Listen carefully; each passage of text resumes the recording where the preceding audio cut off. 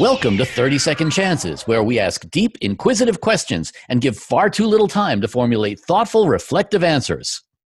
My guest today is composer, recording artist Michael Whalen. How are you, Michael? It's great to be here. Thank you so much. Very good, very good.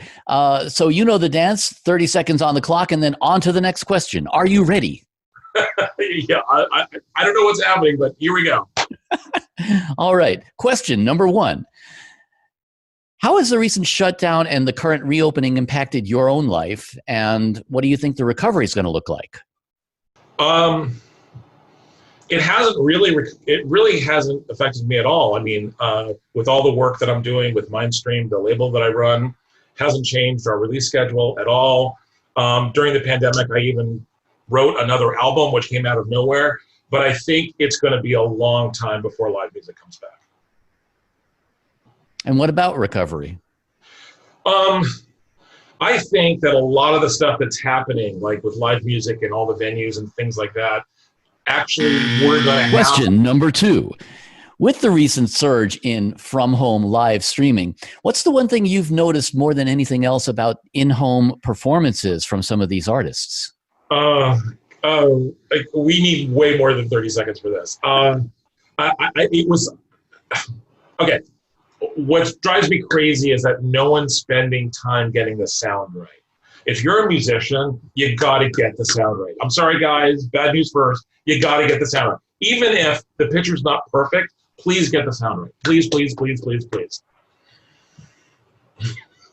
How do you really feel? Exactly. Please. How many pleases can I put in there? Question number three. What two disparate artists and recordings would you mash together for the ultimate mismatched duet? Ooh. I would put together Gates of Delirium by Yes and Smells Like Teen Spirit by Nirvana. Oh my God, that's awesome. Yeah. It would just be like what's happening right now.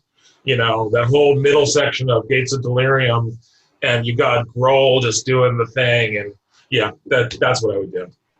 I've got to hear that, man. That is your next project. Exactly. I'm going to call Eddie Alford and let me see what I can come up with. Okay, question number three. Or was it 4, 3? I don't know. I've lost count. What's the dumbest thing you did as a teenager? Wow. More than 30 seconds for that one too, right? Oh, man. The dumbest thing I did as a teenager. So many dumb things.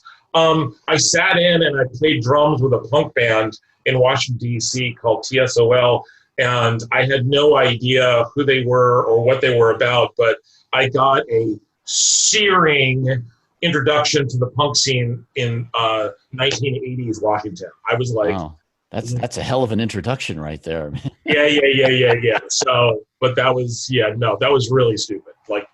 Now I ask questions. Okay, next question.